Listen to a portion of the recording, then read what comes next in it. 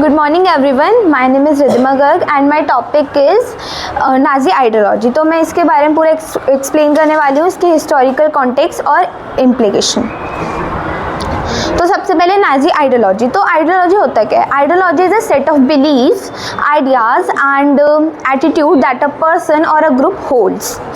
तो नाजी की आइडियोलॉजी क्या थी? बेसिकली नाजी की आइडियोलॉजी ये थी कि वो चाहता था कि जो उसकी कंट्री है उसमें ओनली नॉर्डिक आर्यंस हो, जर्मन आर्यंस हो, और जो वो जूइश थे उनको वो लोअर रैंक में रखता था और उनका मतलब कोई भी रिस्पेक्ट नहीं होती थी कंट्री में। ये जो आइडियोलॉजी थी उसकी नहीं थी, उसने मतलब जो नेचर साइंटिस्ट थे लाइक चार्ल्स डार्विन और जो बहुत सारे साइंटिस्ट थे उनकी जो थ्योरी थी वो प्योर मतलब एनिमल्स के ऊपर, नेचुरल प्रोसेसेस के ऊपर थी। उनको लेके उसने गलत मतलब उसका निकाल के जो जूइश थे उनको अनडिज़ायरेबल प्रूफ करा।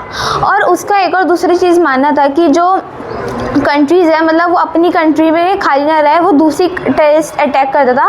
मतलब जैसे पहले उसने पोलैंड पे भी अपना कब्जा कर लिया था और उसको उधर कोई नहीं रोका था, तो इसलिए वो चाहता था कि ज़्यादा से ज़्यादा उसकी जो कंट्री है वो एक्सपेंड हो, लाइक वो बहुत ज़्यादा लिविंग स्पेस चाहता था ताकि उसको ज़्यादा रिसोर्सेज मिल सके और ज़्यादा मटेरियल उसको मिल सके।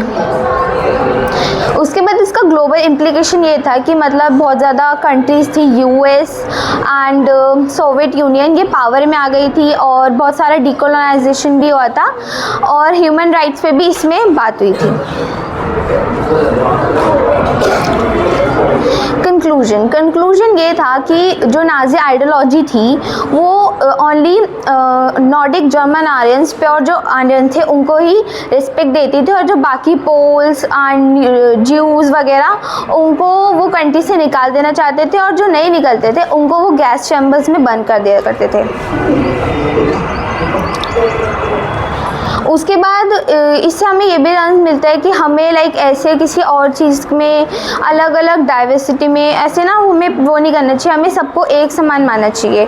और एट लास्ट हमें ये पता चलता है कि जो नाजी आइडियोलॉजी थी वो बहुत ही लाइक फेमस आइडियोलॉजी थी। इस आइडियोलॉजी से हमें बहुत कुछ सीखना चाहिए और जो इसके गुड पॉइंट्स हैं हमें अपनी लाइफ में इंक्लूड करना चाहिए।